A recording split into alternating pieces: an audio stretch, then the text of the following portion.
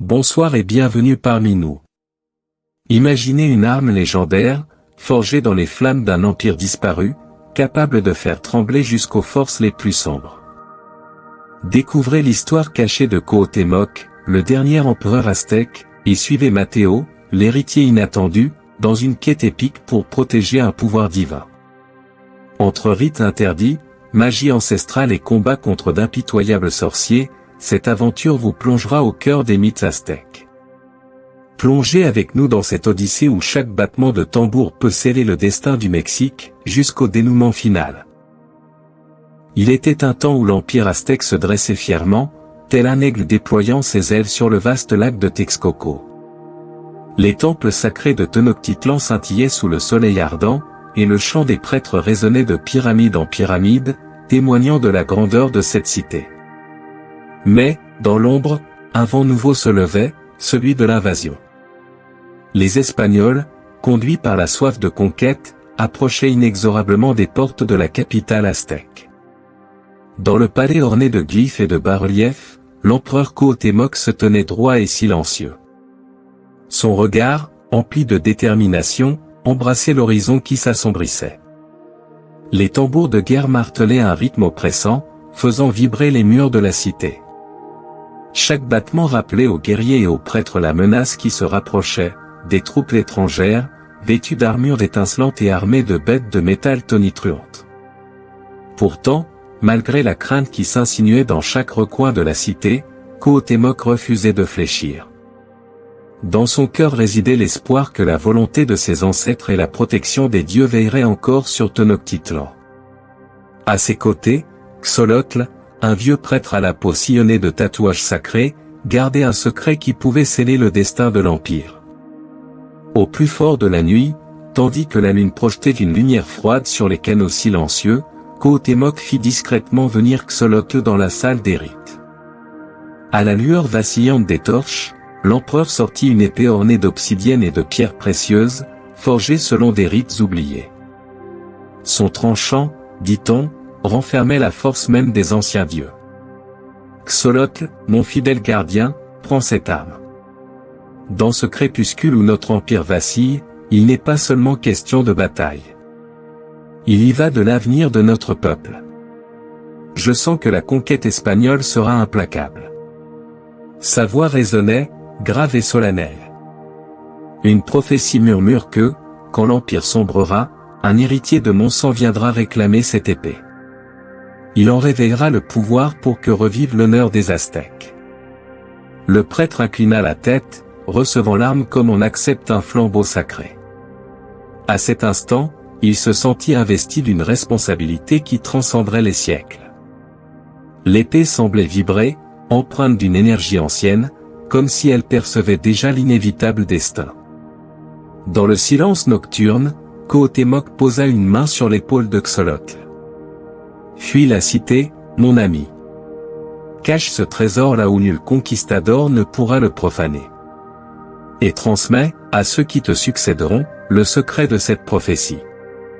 Car un jour viendra où l'épée devra revenir au sein même de notre terre sacrée. Alors que Xolotl s'éclipsait dans l'obscurité, Tenochtitlan continuait de résonner du grondement des tambours. Le temps de l'empire aztèque entrait dans sa nuit la plus sombre, mais dans les profondeurs de ce crépuscule, la flamme de l'espoir restait entretenue par l'éclat d'une épée légendaire, et par la foi inébranlable d'un empereur prêt à tout pour protéger son peuple. Lorsque Xolotl quitta Tenochtitlan sous le manteau de la nuit, la jungle l'accueillit comme une mère jalouse, dissimulant sa fuite et son précieux fardeau sous un enchevêtrement de lianes et de feuillages. Les étoiles, là-haut, semblaient briller plus intensément, comme si les dieux eux-mêmes veillaient sur sa route. Malgré la fatigue, le prêtre avançait avec détermination, l'épée de Cuauhtémoc serrée contre son cœur. Après de longs jours à lutter contre l'humidité, les insectes et les racines traîtresses, Xolotl parvint à une clairière baignée d'une lumière dorée filtrant à travers la canopée. Au centre se dressait l'entrée d'un ancien sanctuaire taillé dans la roche, dont l'accès était gardé par 2 piliers ornés de glyphes aztèques. Les oiseaux cessèrent soudain de chanter, comme pour saluer l'arrivée d'un visiteur attendu depuis des siècles. Avec révérence, Xolotl franchit le seuil. L'intérieur du sanctuaire était un dédale d'escaliers et de couloirs silencieux. Sur les murs, des fresques multicolores racontaient les mythes de la création et la gloire passée des dieux. Les échos de ses pas se perdaient dans la pénombre, et chaque souffle semblait chargé d'une présence sacrée. À la lueur d'une torche, le prêtre distingua un autel de pierre noire, creusé au centre d'une vaste pièce circulaire. C'est là qu'il déposa l'épée. Comme attiré par la force même du lieu, la lame se mit à scintiller faiblement, révélant ses symboles gravés, un calendrier sacré, des effigies de Huitzilopochtli et Quetzalcoatl, et un entrelac complexe de glyphes indiquant la puissance cachée dans le métal. Au-dessus de l'autel, un puits de lumière naturelle illuminait l'épée d'un rayon timide, comme l'œil bienveillant d'un dieu ancien. La cérémonie de protection put alors commencer. Xolotl traça un cercle sur le sol à l'aide d'une poudre rouge, mélange de terre sacrée et de piment réduit en cendres. Il entonna des incantations vieilles comme le monde, chantant l'union de la terre et du ciel, implorant les divinités de veiller sur l'arme. À mesure que les paroles résonnaient dans la chambre de pierre, les fresques sur les murs semblaient prendre vie, dansant à la lueur des flammes. On disait que, dans ces moments-là, les dieux déployaient leurs ailes invisibles pour accorder leur bénédiction. Une fois le rituel accompli, Xolotl se releva, le front perlé de sueur. Ses yeux brillaient d'une foi inébranlable. Il savait que le temps de l'Empire se finirait bientôt, mais cette épée, nourrie par l'énergie des anciens dieux, survivrait au siècle. Avant de prendre congé de ce lieu sacré, il grava quelques mots sur un péane de pierre, un rappel pour tous ceux qui trouveraient un jour l'épée, qu'elle ne devait être brandie que par le digne héritier du sang aztèque, afin d'accomplir la prophétie annoncée par Cuauhtémoc. Les générations suivantes virent les prêtres se succéder dans ce sanctuaire secret, préservant la tradition. Chacun, à son tour, récitait la légende de Cuauhtémoc et entretenait la flamme de la prophétie. Petit à petit, l'histoire de l'épée sacrée se transmit de bouche à oreille, s'enrichissant de détails sur la présence des dieux dans le métal, sur la force mystique qui attendait patiemment d'être libérée. Mais la jungle, tout en préservant jalousement son secret, laissait parfois filtrer des indices, un parchemin ancien orné de glyphes, un chant chamanique évoquant l'épée, une rune gravée d'un serpent emplumé veillant sur une arme légendaire. Ainsi, la rumeur survécut. On murmurait que la lame recélait la colère du soleil et la sagesse de la lune, que, lorsqu'elle se réveillerait, les tambours de guerre et l'orgueil aztèque résonneraient à nouveau. C'est ainsi que le sanctuaire oublié devint le cœur battant d'une histoire mythique. Là-bas, au plus profond de la terre, entre la roche et la racine, l'épée de Cuauhtémoc demeurait, entourée par les esprits des dieux et l'espoir obstiné d'un empire englouti. Et la prophétie, comme un souffle éternel, se maintint vivante, attendant patiemment l'heure de sa réalisation. Les bruits de klaxons et de vie foisonnante emplissaient l'air du Mexique moderne, bien loin des anciens chants rituels qui, jadis, résonnaient dans la vallée de Tenochtitlan. Au milieu de la foule, entre marchés animés et rues étroites, vivait un jeune homme nommé Mateo, modeste ouvrier dans une petite fabrique de céramique. Personne ne se doutait que, dans ses veines, coulait l'héritage oublié du dernier empereur aztèque. Mateo passait ses journées à façonner des poteries sous l'œil sévère de son patron, puis rentrait dans une maisonnette simple que son grand-père lui avait léguée. Les soirs, il les consacrait à quelques livres d'histoire trouvés au fond d'une bibliothèque publique. Son intérêt pour les civilisations anciennes était récent et inexplicable, comme un appel silencieux qu'il ne comprenait pas encore. Mais peu à peu, des rêves étranges commencèrent à hanter ses nuits. Dans l'obscurité, il se voyait marcher sous un ciel d'étoiles scintillantes, entouré de pyramides majestueuses. Des guerriers vêtus de plumes et armés de lances défilaient dans son esprit, leurs prières résonnant comme le grondement du tonnerre. Parfois, une large lame ornée de motifs aztèques surgissait dans la pénombre, irradiant une lueur dorée qui semblait l'appeler par son nom. Au réveil, Mateo restait troublé. L'odeur imaginaire du copal, la fumée des flambeaux, tout paraissait si réel qu'il avait peine à croire qu'il ne s'agisse que de songes. Bientôt, Les premiers signes d'un pouvoir inconnu se révélèrent. Une fois, alors qu'il aidait un voisin à déplacer une lourde jarre, il sentit en lui une force inattendue, comme si son corps était porté par un élan ancien. Un autre jour, il crut apercevoir un symbole aztèque gravé sur la façade d'une maison qu'il n'avait pourtant jamais remarqué auparavant. Les habitants du quartier commencèrent à faire circuler des rumeurs. Certains trouvaient le jeune homme songeur, parlant seul dans des langues qu'il ne maîtrisait pas. D'autres disaient qu'il possédait le don de la vieille magie indigène. Curiosité pour les uns, méfiance pour les autres, Matteo attirait malgré lui des regards inquiets ou fascinés. Chaque nuit, ses rêves devenaient plus précis. Il revivait des scènes de bataille, d'offrandes au sommet de pyramides, apercevait même le visage sévère d'un empereur inconnu, portant un diadème d'or et de plumes vert émeraude. Des mots en nahuatl, la langue sacrée des anciens aztèques, résonnaient dans son sommeil. Chaque matin, il se réveillait en proie à une énergie nouvelle, un mélange de crainte et d'exaltation. C'est au détour d'un vieux marché aux puces, en feuilletant des livres poussiéreux, que Matteo tomba par hasard sur la mention d'une prophétie aztèque. Le texte, incomplet et brouillon, parlait d'une lame magique préservée dans la jungle, d'un héritier qui porterait la lignée de Cuauhtémoc et réveillerait l'orgueil perdu de l'Empire. Son cœur se serra, était-ce pour cela que ses nuits étaient envahies d'images d'un passé révolu? Bien qu'il ne s'expliquât pas encore la nature de cette force qui vibrait en lui, il sentit naître en son esprit une conviction profonde, ses rêves ne relevaient pas du hasard. Quelque chose d'ancestral, de sacré, s'éveillait en lui et l'appelait à renouer avec le monde oublié des dieux aztèques. Ainsi commença pour Matteo un nouveau chemin, celui de la découverte de ses origines, comme si le sang de Cuauhtémoc, longtemps endormi, se remettait soudain à battre au rythme des anciens tambours de Tenochtitlan. Et, dans les hauteurs brumeuses de la jungle, là où nul homme ne mettait plus le pied, l'épée scellée attendait, son pouvoir prêt à se manifester pour celui qui en était digne. Les rues de la vieille ville mexicaine vibraient de mille couleurs, mêlant la modernité trépidante aux vestiges d'un passé oublié. C'était dans ce tumulte que Matteo, le cœur encore animé par ses rêves étranges, commença sa quête. Armé d'une curiosité nouvelle, il arpentait les échoppes d'antiquaires et consultait, dans des bibliothèques poussiéreuses, des manuscrits évoquant l'époque glorieuse de l'Empire aztèque. Un après-midi, il tomba sur un ouvrage jauni, écrit d'une main tremblante. Les feuillets y mentionnaient Cuauhtémoc, dernier empereur de Tenochtitlan, et faisaient l'état d'une épée qu'il aurait léguée à ses héritiers. Les passages étaient incomplets, comme s'il manquait quelques pages arrachées au fil des ans. Malgré tout, Matteo sentit un frisson le parcourir. Ces fragments faisaient écho à ses rêves, à ses temples immergés dans la brume et à ces symboles aztèques qui hantaient ses nuits.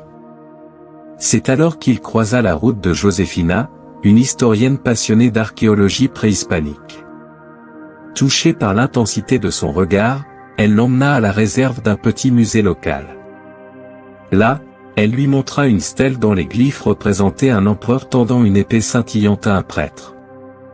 Matteo reconnut aussitôt ce geste. Il en avait rêvé, maintes et maintes fois. Bouleversé, il sentit au fond de lui un appel encore plus pressant. La rumeur de son étrange fascination pour Cuauhtémoc et l'épée enfouie se répandit. Des chamans, qui vivaient dans les montagnes avoisinantes, firent parler d'eux, l'un d'eux, Uyi, aurait perçu l'aura d'un guerrier ancien, chez un jeune venu de la ville. Pris d'une impulsion inexplicable, Matteo se mit en chemin vers l'habitat isolé du chaman. Là, il découvrit des rituels à la gloire des dieux aztèques, des invocations chantées sous le couvert des étoiles, et surtout une vieille prophétie. Les mots de Uyi, emplis de sagesse, confirmèrent ce que Matteo pressentait, un destin bien plus grand que le sien se dessinait à l'horizon. Pourtant, dans l'ombre, une force obscure s'agitait déjà. Une silhouette voilée surveillait ses moindres faits et gestes, attentive à ce jeune homme dont l'énergie ancestrale semblait grandir de jour en jour. Des bruits couraient sur un cercle de sorciers qui, depuis des siècles, convoiteraient le pouvoir légendaire de l'épée de Cuauhtémoc. Et, à présent, la résurgence de la prophétie attirait irrésistiblement leur regard maléfique. Guidé par ces nouvelles rencontres et les indices disséminés dans des manuscrits épars, Matteo poursuivit sa route, sans soupçonner qu'à chaque pas, les ténèbres se rapprochaient, prêt à tout pour s'emparer du trésor qu'il portait malgré lui. Les premiers pas vers l'héritage étaient faits, et déjà l'écho des anciens dieux semblait résonner autour de lui, entre promesses de lumière et menaces de ténèbres. La végétation luxuriante se refermait autour de Matteo, comme si la jungle tentait de le mettre à l'épreuve avant de lui révéler ses plus profonds secrets. Chaque pas qu'il faisait sur l'humus humide était accompagné du chant lancinant des cigales et du bruissement des feuilles. Il était porté par une force intérieure qu'il ne comprenait pas entièrement, mais qui semblait le guider entre les arbres géants, les racines entremêlées et les lianes capricieuses. Après des jours de marche, un murmure d'eau se fit entendre. En suivant ce filet sonore, il découvrit une cascade voilée par la végétation. Derrière le rideau cristallin, une ouverture sombre s'enfonçait dans la roche. Matteo sentit son cœur s'accélérer, ses rêves l'avaient déjà conduit ici, dans cette caverne sacrée où la lumière du soleil se raréfiait. À l'intérieur, la roche scintillait sous l'effet de cristaux bleutés, donnant au couloir naturel une aura fantasmagorique. À mesure que Matteo s'avançait, son esprit semblait se détacher de la réalité, des visions d'anciens guerriers aztèques tournoyaient devant ses yeux, leur chant rauque résonnait comme un battement de tambour au plus profond de son âme. Finalement, il déboucha sur une vaste salle dont le plafond, percé d'une ouverture circulaire, laissait passer un rayon de lumière dorée. Au centre, un autel de pierre noire se dressait, couvert de motifs traditionnels représentant Quetzalcoatl, le serpent à plumes, et Huitzilopochtli, le dieu guerrier. Sur cet autel, l'épée de Cuauhtémoc attendait, silencieuse et grandiose, comme une relique intemporelle figée dans la poussière des siècles. Le cœur battant, Matteo s'approcha. La lame, forgée dans un alliage inconnu et ornementée de pierres précieuses, paraissait exhaler une subtile lueur, comme si elle se réjouissait de l'arrivée de son héritier. Au moment où il tendit la main, ses doigts frôlèrent la garde incrustée de symboles aztèques. Un éclair de chaleur le traversa alors, depuis ses paumes jusqu'au sommet de son crâne. Une scène d'intense connexion spirituelle s'opéra, des visions affluèrent, plus nettes que jamais. Il vit Cuauhtémoc, revêtu de son diadème d'or, confiant l'épée à un prêtre, puis le sanctuaire refermant ses portes sur les siècles à venir. Il perçut la détresse d'un peuple submergé par l'invasion espagnole, la bravoure des guerriers tombés au combat, et la promesse scellée selon laquelle l'épée retrouverait sa lumière lorsque le sang impérial s'éveillerait à nouveau. À travers cette communion, Matteo sentit une montée d'adrénaline, ses muscles frémirent, son souffle s'accéléra, et une aura dorée sembla l'entourer un bref instant. Dans un silence solennel, il souleva la lame. Aussitôt, la roche autour de lui sembla vibrer à l'unisson, comme si les entrailles de la terre reconnaissaient le retour du fils d'un empereur. Toutefois, cette exaltation fut rapidement teintée d'inquiétude. Matteo pressentit un danger proche, comme une force lugubre rôdant dans les ténèbres pour s'emparer de ce trésor ressuscité. Les échos de ses rêves lui revenaient, quelque part, dans des temples profanés ou sous les masques d'hommes avides, rôdaient des sorciers corrompus qui, depuis des générations, guettaient le moment où l'épée ressurgirait. À présent qu'elle brillait dans ses mains, il ne tarderait pas à la réclamer par tous les moyens. La respiration de Matteo se fit plus bruyante, sa poitrine se soulevant sous l'effet d'une angoisse soudaine. Il comprenait que saisir l'épée de Cuauhtémoc était à la fois un honneur inestimable et un fardeau terrible.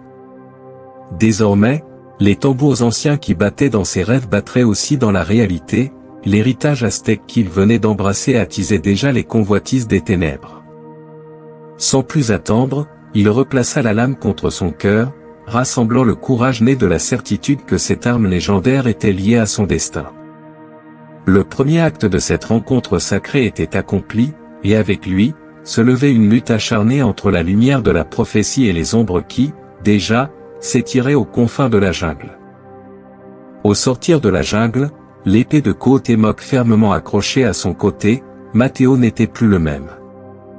Le feu sacré qu'il avait senti jaillir en lui, dans la caverne secrète, persistait à lui donner force et audace. Cependant, il prit rapidement conscience qu'avec l'éveil de l'épée, une nouvelle ère de péril s'ouvrait. En effet, les chuchotements d'une menace sombre gagnèrent bientôt les ruelles des villages et les sentiers de montagne.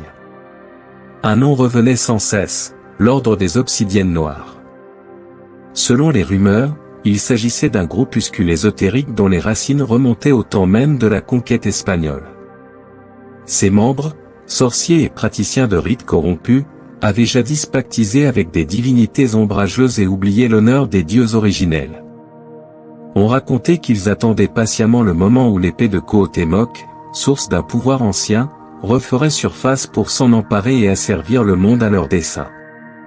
La peur commença à envelopper Matteo comme une brume, mais cette peur n'était pas seule.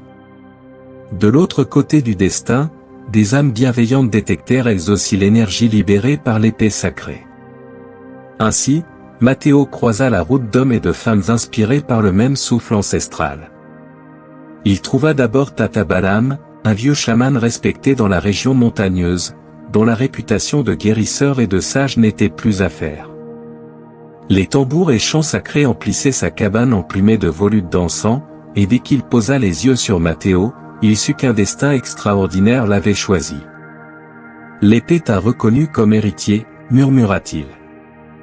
Je sens en toi le pouls d'un empire endormi, qui s'éveille à nouveau. » Au fil des jours, se joignirent à Uxelina, historienne passionnée par l'archéologie aztèque, et Renzo, un descendant d'une ancienne lignée de guerriers qui se disait issu du clan de l'Aigle.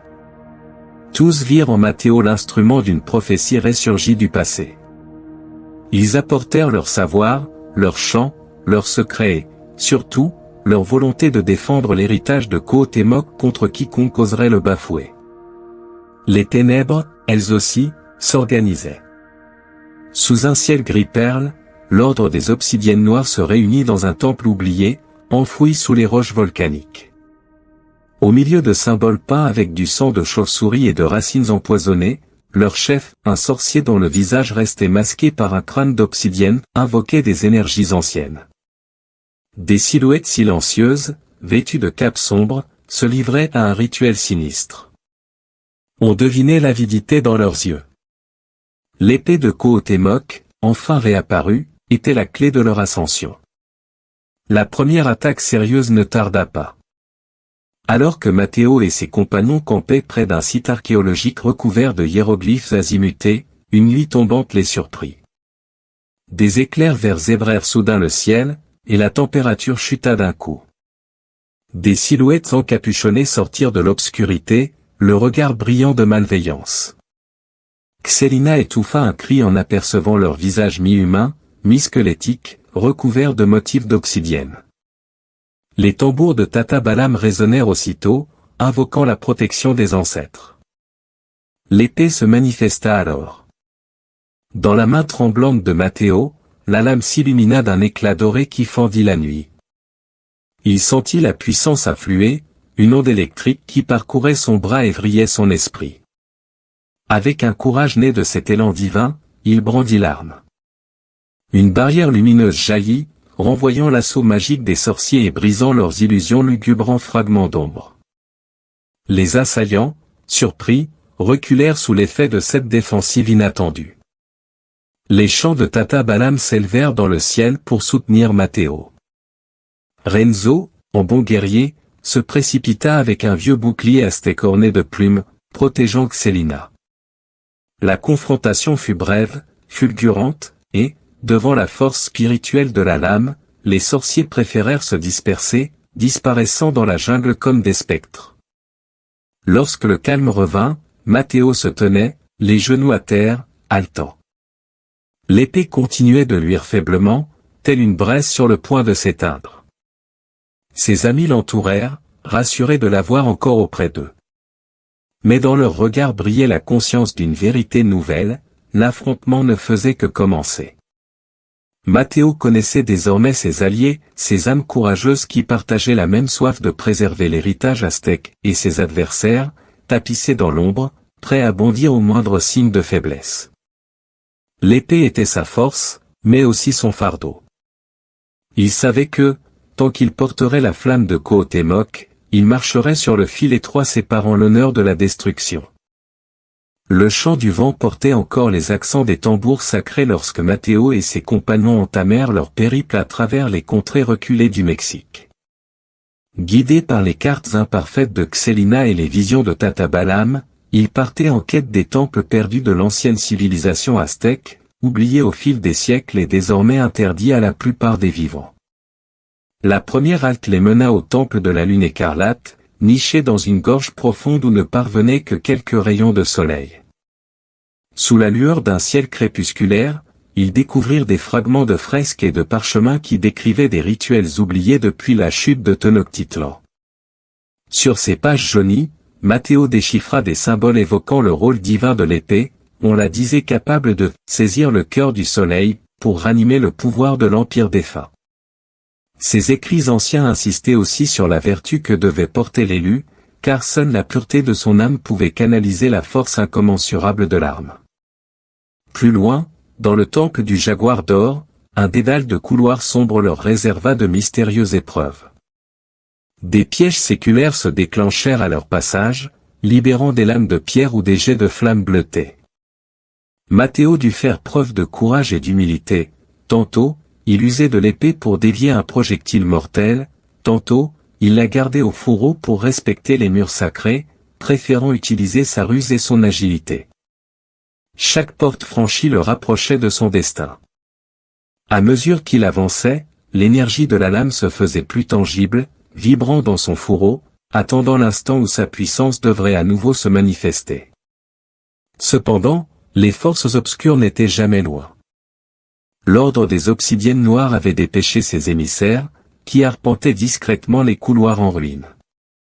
Ces derniers cherchaient, eux aussi, un artefact complémentaire, un talisman façonné par les anciens prêtres aztèques, capable de lier ou de briser la volonté de l'épée. S'il mettait la main dessus, il pourrait contrôler la lame et asservir son porteur. Dans les profondeurs du temple des Quatre Soleils, Mateo et sa troupe tombèrent sur l'une de ces délégations sombres. Les sorciers, capes soulevés par un vent surnaturel, psalmodiaient des incantations pour soulever un autel oublié, espérant y extirper le talisman. Un frisson parcourut l'échine de Mateo, c'était un nouvel affrontement inévitable. À peine tira-t-il l'épée de son fourreau que la salle se nimba d'une aura scintillante, réveillant d'antiques pouvoirs de protection. Les dalles tremblèrent, les gravures sur les murs semblèrent s'animer. Une lutte acharnée se déclencha. Les éclairs nés de la lame sacrée s'opposèrent aux brunes noires invoquées par les sorciers. Dans l'obscurité ambiante, on pouvait distinguer Renzo, le guerrier descendant d'un clan aztèque, repoussant des créatures invoquées, tandis que Xelina protégeait les précieux parchemins ramassés en chemin. Enfin, un rugissement caverneux, émanant du temple lui-même, dispersa les silhouettes maléfiques comme des ombres au lever du jour. Essoufflés, Mateo et ses alliés constatèrent que le talisman, fort heureusement, était encore hors d'atteinte de l'ordre. Cependant, la menace demeurait. Chaque temple visité apportait autant de savoir que de nouveaux dangers. Mais plus la route avançait, plus Mateo se sentait grandi, l'épée l'acceptait, et les défis auxquels il faisait face n'étaient que le prélude à une confrontation décisive avec les ténèbres. Des volutes d'encens se dégageaient de l'autel improvisé où Tatabalam, le vieux chaman, entonnait un chant grave et profond. Le crépitement du feu de camp se mêlait à ses prières, formant une étrange musique qui semblait charmer la nuit étoilée. Mateo, assis en tailleur face au chaman, serrait entre ses mains l'épée de Cuauhtémoc. La lame, jusqu'alors inerte, palpitait doucement à mesure que la voix de Tatabalam gagnait en intensité. Les paroles du chaman parlaient de Quetzalcoatl, le serpent à plumes, de Tezcatlipoca, le jaguar obscur, et de bien d'autres puissances aztèques dont l'essence demeurait dans l'air même qu'il respirait. Bientôt, Mateo sentit ses paupières devenir lourdes. Un voile s'étendit devant ses yeux, et il plongea dans un état de conscience étrange, flottant aux confins du rêve et de la réalité. Une fois ses yeux fermés, il lui sembla voler au-dessus d'une jungle illimitée, parsemée de pyramides gigantesques. Sur les sommets, des silhouettes lumineuses brillaient comme des astres descendus sur terre. Les esprits des anciens dieux se manifestèrent, un aigle brillant d'un éclat solaire, un jaguar aussi sombre que la nuit, un vent murmureur portant les parfums de fleurs sacrées. Héritier de Kohotémok, tonna une voix, tu portes en toi la promesse de notre renaissance. Mais la flamme du pouvoir est un brasier capricieux, quiconque s'en approche peut se consumer. Face à ces entités majestueuses, Mathéo se sentit minuscule. Pourtant, une douce chaleur envahit son cœur lorsqu'un rayon de lumière émana de l'aigle, perçant le firmament onirique pour venir caresser sa main. Il réalisa alors que, par la volonté des dieux, il pouvait puiser dans leur force. Ils l'instruisirent, comment canaliser l'énergie sacrée, comment écouter la voix des ancêtres résonnant dans la lame, comment laisser l'épée se nourrir d'amour pour protéger, plutôt que de colère pour détruire. Le retour à la réalité fut brutal. Mathéo se redressa, haletant, les yeux écarquillés. L'épée brillait d'un éclat nouveau, comme si un fragment du soleil s'y était logé. Mais à peine eut-il le temps de reprendre son souffle qu'un fracas épouvantable se fit entendre à l'orée du camp, les sorciers corrompus surgissaient une fois encore, bien plus violents que la fois précédente. Furieux de n'avoir pu récupérer l'arme dans les temples perdus, ils invoquaient désormais des créatures mythiques, d'énormes serpents couverts d'écailles d'obsidienne et des chimères mi-humaines, mi-oiseaux, dont le cri perçant faisait trembler la terre. Les compagnons de Mathéo poussèrent des exclamations de terreur lorsque ces monstres s'élancèrent vers eux, toutes griffes dehors. Mathéo sentit l'épée réclamer son attention. Un fil doré courait le long de la lame, porteur du souffle des dieux. Il se souvint alors des conseils reçus dans son songe, il devait maîtriser sa peur et ne pas laisser l'orgueil prendre les commandes. La frontière entre la bravoure et l'arrogance était fine, et la puissance que lui offrait l'épée pouvait tout autant le sauver que le dévorer. Dans un élan de courage, il leva la lame au ciel. L'énergie accumulée dans l'artefact jaillit, fendant la nuit d'un rayon étincelant. Les monstres reculèrent sous la lumière éblouissante, et les sorciers, hurlant de rage, se cachèrent derrière leurs incantations ténébreuses. Pourtant, si l'éclat de l'épée repoussait temporairement l'ennemi, Mathéo sut qu'il ne pouvait s'y abandonner entièrement. La tentation de déchaîner un pouvoir sans limite sifflait à son oreille, telle une promesse empoisonnée. Alors que les chimères refluaient, Mathéo baissa l'épée, le cœur battant. La voie la plus difficile s'ouvrait devant lui, trouver l'équilibre entre la force divine qu'il tenait en main et la sagesse nécessaire pour ne pas en être le jouet. Autour de lui, le silence revint peu à peu, le feu de camp vacillant au gré du vent nocturne. Dans ce souffle, il crut percevoir encore une fois la voix des dieux, l'encourageant à poursuivre sa lutte, non pas en simple guerrier, mais en gardien d'un héritage prodigieux. En cette nuit sans lune, l'ombre des anciens temples aztèques s'étirait telle une bête tapie dans l'obscurité. Au sommet de la gigantesque pyramide dédiée à Huitzilopochtli, des flambeaux luisaient, projetant sur les pierres séculaires des silhouettes dansantes. C'était là que l'ordre des obsidiennes noires préparait son rituel interdit, un cérémonial conçu pour soumettre l'épée de Kohotémok à sa volonté corrompue. Mathéo et ses alliés approchaient en silence, une tension brûlante dans leurs veines. Il savait que cette nuit serait l'ultime épreuve. Autour de lui, Tata Balam, le vieux chaman, guidait un petit groupe de guerriers descendants de clans aztèques. Xelina, l'historienne, tenait contre elle des parchemins découverts dans les temples perdus, cherchant, dans les symboles anciens, une contre-incantation susceptible de les aider. Et Renzo, fier héritier du clan de l'Aigle, portait un bouclier orné de plumes qui scintillait sous la lumière vacillante des torches. À mesure qu'il gravissait les marches cyclopéennes de la pyramide, un grondement sourd résonnait, comme si la terre elle-même protestait contre le rituel sombre. Des volutes noires s'élevaient à l'horizon. On entendait les incantations oppressantes de l'ordre, invoquant les forces ténébreuses qui planaient dans le ciel étoilé. L'air, chargé d'électricité, semblait vibrer du conflit imminent entre la lumière et les ténèbres. Enfin, ils atteignirent la dernière marche. Sur le grand autel, des figures encapuchonnées se tenaient en cercle. Le chef des sorciers, un homme grand au visage masqué par une plaque d'obsidienne, tenait dans ses mains un talisman maléfique. Sous le crépitement des torches, il récitait d'infernales prières pour lier à jamais l'épée à leur sombre dessein. « Vous arrivez trop tard, héritier de Kohotémok, lança-t-il en apercevant Mathéo, la voix caverneuse résonnant sur la pierre. Ce soir, l'épée sacrée pliera sous notre volonté, et les dieux vous abandonneront. Mathéo sentit son cœur s'affoler, mais il avança, déterminé. L'épée de Kohotémok émit une lueur dorée à sa ceinture, comme mue par un instinct protecteur. Ses alliés formèrent un rempart à ses côtés. Déjà, des éclairs ténébreux zébraient le ciel, conjurés par les sbires de l'ordre. Les chants de Tata Balaam résonnèrent alors, un appel aux forces divines, un écho des temps anciens où l'empire aztèque veillait encore sur ces terres. Le combat épique s'embrasa soudain. D'un côté, la magie noire jaillissait en torrent, recouvrant la pyramide de tentacules d'ombre. De l'autre, l'épée s'éveilla pleinement sous l'emprise de Mathéo, une aura éblouissante enveloppa la lame, et la foudre sembla s'abattre autour du jeune homme pour repousser les attaques adverses. Autour d'eux, Renzo et les guerriers aztèques luttaient contre des sorciers, tandis que Xelina récitait à mi-voix les formules sacrées trouvées dans les parchemins.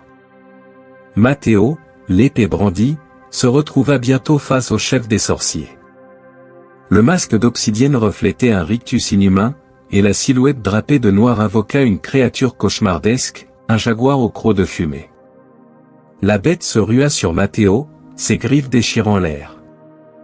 D'un geste, le jeune héritier en appela à la lumière de la lame, un mur d'éclats dorés se forma, stoppant la monstruosité dans un rugissement de colère.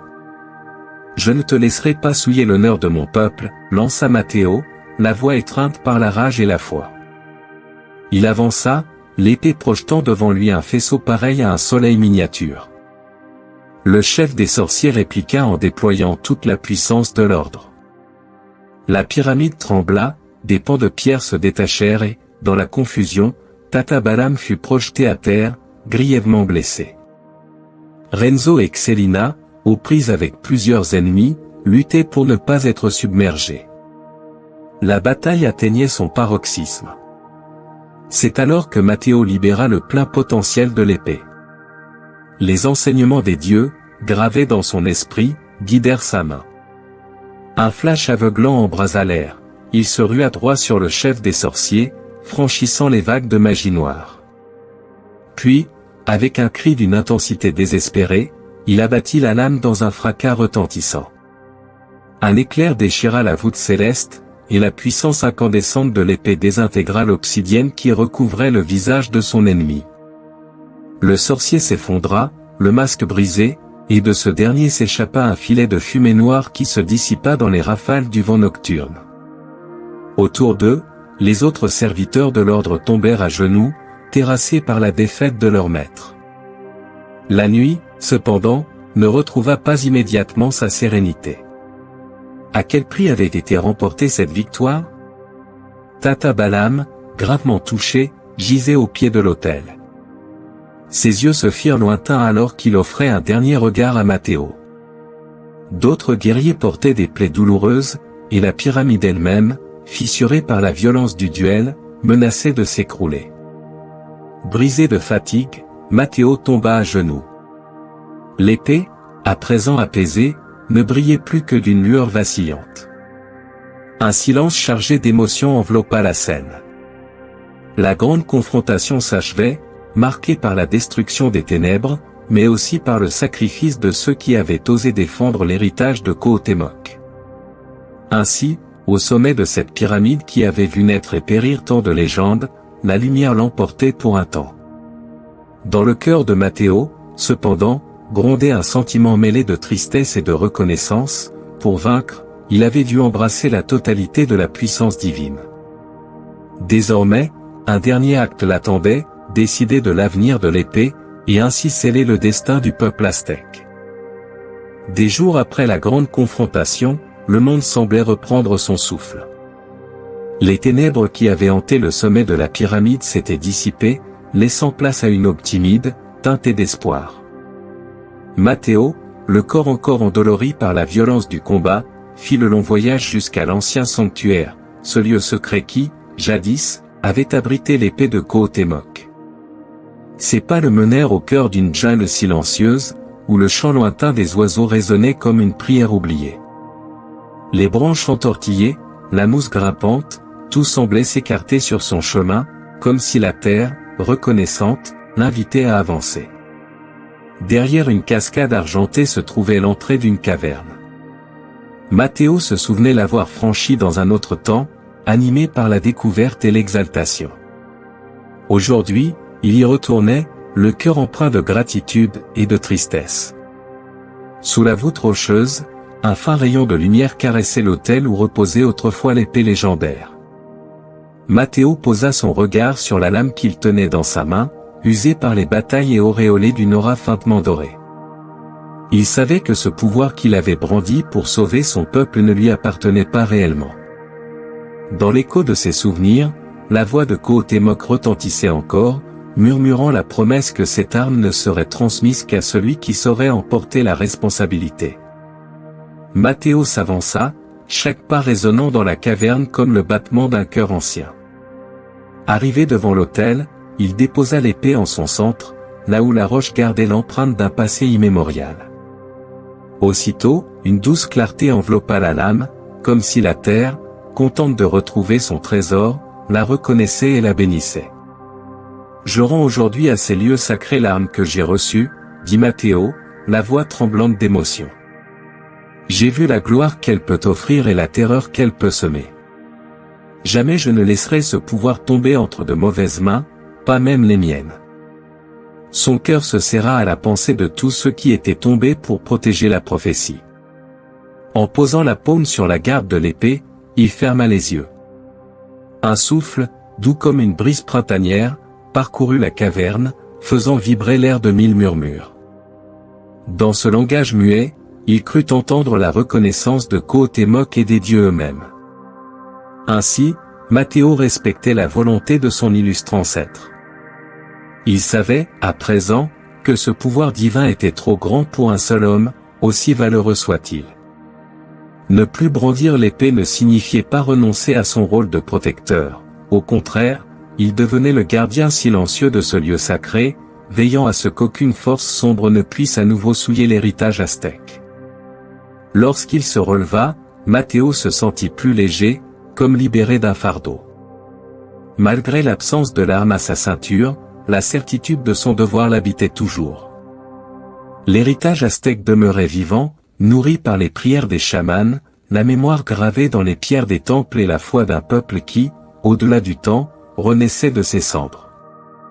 Avant de quitter la caverne, Matteo inclina la tête vers l'autel, scellant en silence un ultime serment. Désormais, il était à la fois héros et gardien, garant qu'aucune obscurité ne viendrait à nouveau corrompre la force sacrée endormie au fond de la terre. Et, tant que son sang coulerait, la légende de l'épée de Kohotémok ne cesserait jamais de briller dans la mémoire des hommes.